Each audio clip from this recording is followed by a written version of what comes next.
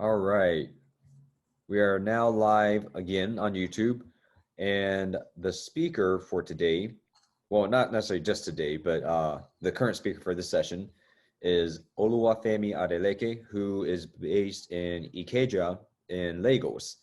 So obviously, we're excited to have you here, especially, to have someone who is in a different country, a different continent, saying hello to the local participants, but also to share a lot of what you do with us here in the US and elsewhere, because you work with, so first you're a consultant and managing partner for SafetySmart Africa, Correct. which means you have a few different roles in one company. So, before we jump too deep into that, would you like to describe yourself a bit? For example, your hobbies, passions, missions, what led to Okay. like Safety Smart? Yeah, okay. Thank you very much. So my name is Oluwafemi Adeleke. Oluwafemi means God loves me. So that's what it means in my tribe. I'm from the Yoruba part of the country. So my hobbies is just volunteering, playing football, and playing computer games. Yeah. So I'm passionate about safety. I think this started during my experience when I was with ExxonMobil. I was attached to the support operations unit. And being a trained geoscientist, I expect to work as a geoscientist, but well, as fate will have it, I was pushed to the support operations. There was need for someone that would handle safety there. I was groomed, and that started my safety journey. So uh, at the time, I looked at myself, do I go back to the geoscience world? But I looked at it that there's a huge gap in terms of safety of lives and property in Nigeria and Africa. So what if I become a very wealthy person and my child is walking down the road and someone that doesn't have knowledge of safety knocks him or her down? Will I be fulfilled? So I felt, oh, how do I add value to life? How do I ensure that people understand what safety is and they can apply it to their various lives? And we can reduce the number of deaths, accidents, injuries are occur on a daily, and people can live very valuable lives. So that's what brought about my passion. So my passion is safety, saving lives and properties. So my mission is what I'm trying to achieve to ensure that I change the face of safety in Nigeria and Africa. People understand what safety is. Uh, People can integrate it in their lifestyle, in their work, not just documenting it, probably preparing document for whatever accreditation, for example, ISO, whatever, but not applying the real thing there. And that's why, for example, at SafetySmart Africa, we have a kids club where we teach about kids. And we're also working on trying to see how I can get them to code games and various things on safety. So we'll probably do like a storyline where you're in a place that is not safe and you're probably trying to fight for freedom and you do some things at the end of the day, you probably make the whole place safe. So that's the mission, to ensure that we revolutionize safety in Africa. That's what my mission is about. That's great. Yeah, I think it's easy, at the least in the US, it might be similar in other cultures as well, but I think it's easy for us to kind of forget a lot of what we do isn't just for ourselves. It's not just to enjoy our good lives, but it also builds a future for others, whether we mean to or not. And obviously the stuff you're talking about, like if your kid is down the street, what can you do? And I think one of the interesting things is we look at how tech has impacted our lives or sometimes not impacted our lives. For example, I'm not worried about this building collapsing on me, so that's not impacting me directly, but the technology and of course the regulations, the standards, so that things are built correctly or at least safe enough. That's one way that tech has impacted me. Where for you, the stuff you're talking about, obviously in a lot of countries, there's still the worry of something collapsing. But beyond that, beyond Safety Smart, what else has tech done to impact your life?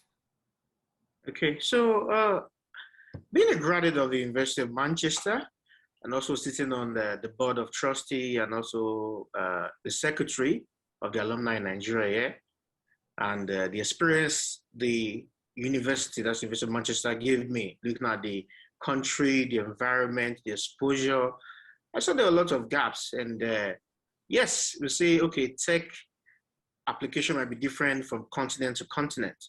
However, there are some that flies around, that goes around. There are some that they probably just stick to different geographical locations.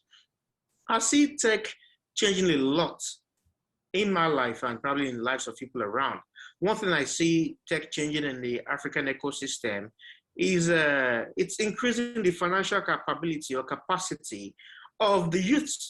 And they know that's not what was normal before, because youth probably have to struggle, get out of school, beg someone to probably get a job. Some people have to probably pay someone money to get some government job, which is probably paying meager sum of money.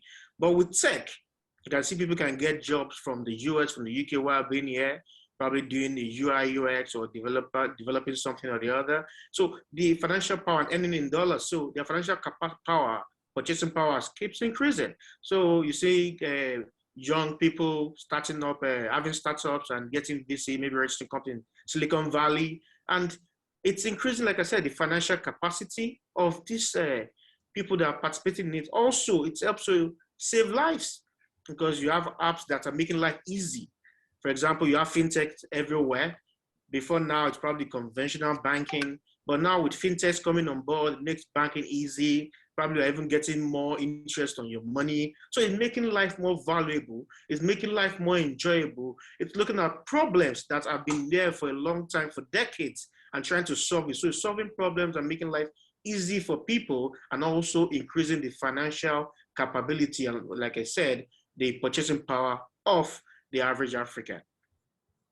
Yeah.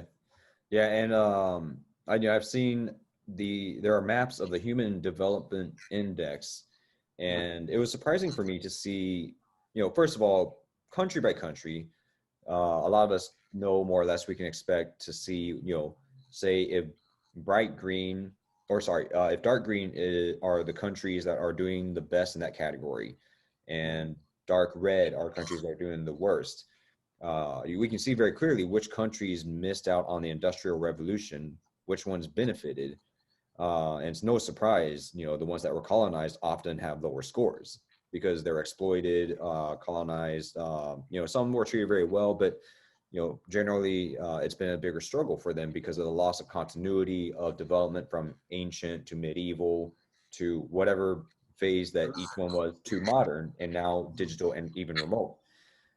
And I do think, obviously, that's a conflict between, tech and reality and, various other aspects. But what surprised me is, because I'm aware of Lagos, what surprised me was that the score for Nigeria was still low, but then there are parts of Nigeria where the score is very high. Obviously, when you look internally, you start to see, okay, maybe some areas don't have resources, where other areas you have skyscrapers, tourism. So for you being in Ikeja, but not in Victoria Island, for example, you're a little closer to the edges of Lagos, where things might look a little more stereotypical. Not to say it's true necessarily, but when people imagine, half-built buildings and dirt roads, but you're also close enough to see modern airports, five-star hotels, and very diverse international things. So this conflict that exists within Lagos itself, brought on by technology, not just digital technology, but technology in general, whether it's engineering, hydraulics, construction, what kind of conflicts have you experienced as a result of that? Okay, thank you very much. So I think in terms of that, Ikeja is a hub too. Ikeja used to be the capital of the country at the time. That's where the headquarters of the government was sitting. So Ikeja is still a very great place. So I see we have Yaba, that's where you have the Facebook hub and other hubs too. They're probably looking for investor funding. So the difference is basically as a result of the exposure, the development. Areas in Nigeria where you see that the inclusion is still not there is because maybe they don't have access to internet services. The purchasing power, so a lot of poor people are resident there. So all these things affect, because when you have access to internet, the access of internet has exposed a lot of people to what is to recent happenings, to the recent technology. And this has spurred the youth to try and say, how can they tap from these resources, this knowledge, looking at the fact that their immediate environment might not be offering them, but getting access to the internet gives them this skill, this opportunity to probably, for example, learn from YouTube, search about TechCrunch, look for something that, oh, this is a way where I can increase or improve my financial earnings. So access to internet, funds, and exposure has played a very key role, because if you go, for example, to the northern part of the country where people probably are just probably peasant farmers and don't have enough financial earning power to probably pay the internet, or even the infrastructure for the internet service is still very poor, where you can't even have seamless internet streaming to probably do just searches, not talk of doing videos. It affects their, in quote, productivity, and also education. Places where we've got a lot of educated people, because you see in the West and the South, you've got more educated people than the northern part of the country. And when you're educated, you already have the tool to do better. But where areas where the education level is kind of low, or say poor, it reflects, and that's what you can see in the map, showing the various differences across the country. Yeah, yeah, and I think what you mentioned, the access to education, it's not just enhanced by digital access. Also, the gap is widening at an exponential rate, because with remote, the world going remote, the remote revolution means if I have access, then I am almost never affected. But if I don't have that access, now I'm completely reliant on businesses staying open, schools staying open, cities allowing me to be outside past a certain time, a certain curfew. So, obviously with this event, with DATAnalyze, what we're hoping to do is to say, wherever you are, we'll do our best to reach you, whether it's working with the Enugu state government or with Microsoft, or we're simply just saying, hey, can you connect on WhatsApp? Because we'll try to send the information to you as fairly as we can through LinkedIn and Instagram, which are very North American and European centered apps. But as long as you have the information needed, you have the 6-7 weeks to build your project. Here is a lot of time to build and then submit. Yes, maybe you have to walk somewhere for 2 hours, but at the least you'll have your project, and all you have to do is find a way to submit it. So, obviously, the conflict you mentioned, that, it reminded me that is a lot of why we tried to structure this event in this way, make sure everyone has time to prepare and conduct their experiments and projects as needed. So I'm glad you mentioned that. Yeah. So in addition, there are some areas probably have like a center where they probably come to watch and get the knowledge, and maybe there's probably a mini, in quotes, what we call the cyber cafe or internet place where you probably can come do their short videos, and or maybe like you said, have like send probably some money for data, or probably ask them to probably bring the information, or through WhatsApp just submit whatever assignments that they've concluded. So different models for different areas. Definitely. Yeah, because the analytics we see in the world, for example, you mentioned you're a big fan of football. I grew up playing that. And for anyone listening, we're talking about international football, not American football. So, soccer. Of course, for Oluwafemi being Nigerian, we'll be using his terminology. So in this case, football is the one you kick. And so I grew up playing that. And it was always one of those things where playing that, watching the World Cup, every now and then when I can catch the Premier League, it's easy to think the game is only about how many goals you score. That is the simplest metric for do you win. But more importantly, how do you get each goal? Shots on goal, how many miles or kilometers your player is running? Because I saw that stat, I think for the first time, the 2014 World Cup started measuring running distance for each player. And the Germans won that year. And I think they had an incredible average of 11 kilometers per player, maybe 11 miles. I remember thinking it was an insane amount, but I can't remember if it was miles or kilometers, because obviously watching the American channels, I don't remember which units we used, if we used our units or the international units, but either way, the number was 11. And it was amazing to think the Germans have a systematic style of play, and yet each player ran that much. And that's where a lot of the analytics can say, okay, maybe Germany did not score any goals, but they had more pressure on the other team because they moved so much. On top of that, ball control. There's so many stats and analytics at play that tell a greater story than just who won. How do you see that impacting the future of the world? Okay, so I think what came to me from that is basically data. You can't make any change without having the right data. So with the data from the German team, reading, oh, if you have this data, this is what you should expect as a result. So during probably preparation for the match, maybe preseason, you already see the run rate of the team compared to what you get from another team. Oh, there's a high chance this team is going to pressurize this team, and they're going to win. It's still a high chance to win. And that is one of the things where we're working on SafetySmart Africa to build solutions that acquire data from the nook and cranny, and this data interpret. So basically what I see from what you said about tech is data gives us, oh, this is what can happen by this time. It's not that we don't have data now. There's a lot of data, but most of this data are not structured. So what tech is doing is to help bring this data together, structure it, so that we can make get meaningful insight from it. And so we can interpret it and make the right choice, the right solution to whatever problem we're facing or whatever end goal we have in mind. So I see tech acquiring data and helping us solve problems that have been with us, inherent with us for ages. That's what I see that the tech doing. Yeah. Yeah. So it sounds like for your community, what you would like to see is, what you mentioned, using the data to build more, build better. Like Sherlock Holmes says, I cannot make bricks without clay.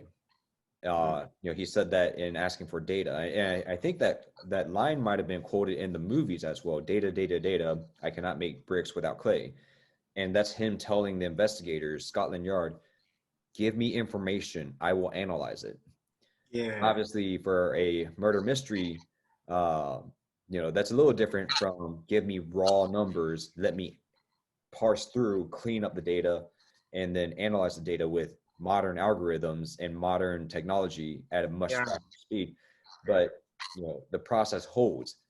Get information, process the information, make decisions, and it sounds like that's what you have in mind. But beyond that, what else would you like to see for your community? Whether that means Ikeja or all of Nigeria, all of Africa, or your field, just whatever you want the community to What be. I will be looking for my community is getting data that can make life meaningful.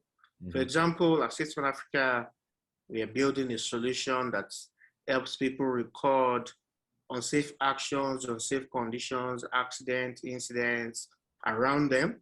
And if they need an emergency response, they can trigger it, more like an Uber-like response. And this response, responders around can respond. But I'm looking at tech making life easier. I'm looking at tech making people live longer. I'm looking at tech making people earn more money. I'm looking at tech making life valuable, because you see, average people say the life of the African is not really valuable, maybe because of many things, many factors they see. But with the advent of tech, I've been seeing a lot of change. There's disruption politically, there's disruption financially, there's disruption in diverse areas. And these disruptions are positive. So I'm seeing a positive disruption in all areas, in health, in finance, in emergency response, in food preservation, because those are the issues that's affecting Africa when foods are not being in supply chain logistics. So there are lots of diverse ways where tech can help solve the problem of Africa, and I see tech bringing a very drastic change, disrupting the African ecosystem. Let me use that word in a positive way, in positive light. That's what I see tech doing. All right, all right. So I guess we've been talking big picture stuff, Mm. but a little closer to home, what would you want participants to gain from this event from DATAnalyze? Okay.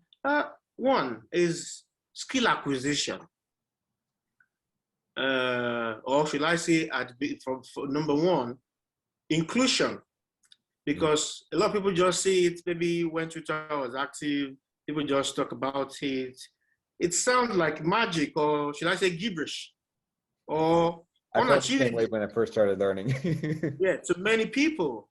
So one, I see inclusion. So you're not part of the future. You're part of trend. You're trendy. Two is skill acquisition. So when you got a skill, you also can add value to your ecosystem, positive value, because you think of solutions, you use the skill you've got to develop solutions that will make your community safer and better. And at the end of the day, you go home smiling to the banks. So that's what I see that in my community. So bring the youth, they are involved. It's not like, oh, somebody probably went to Harvard, went to Manchester, went to Holt, or lived in the US, or lived in the UK, or lived in Amsterdam and probably has this knowledge, or because person has access to data because of maybe their economic rating in the community, Mhm. their local standing. But everybody's a free game. So get this skill, be able to use this skill to add value to life and smile home with the box. That's what I see tech doing in my community. All right. Well, participants, there you hear it. Oluwafemi Adeleke, he has high hopes for Africa using tech. Obviously, the digital revolution and the remote revolution happening because of the pandemic. These are great chances to really cover a lot of distance. And we hope that this event helps you with that, obviously. You can check in the video description below for information on how to connect with Oluwafemi. You can also find a little bit more information about his company, SafetySmart Africa. And if you go to our website, you can register to join this event. You can see our values, what we'd like to do. And, from there, if you'd like to work with us in some way, reach out to us. We definitely would love to have more speakers. We definitely want to make sure that everyone feels that their voices are being heard. And I guess, Oluwafemi, thank you for your time. Thank you very You much. know, An honor. we are closing out now, but before we do you have any last words you'd like to throw out? Well, I think I would just tell everyone to own their dream, sync with the trend, acquire the skill, and I don't know, will I say the galaxies, because it's even the starting point. So go out there and be the change you want to see in the world. Thank you very much. All right. Thank you, Oluwafemi. Great words from a great man.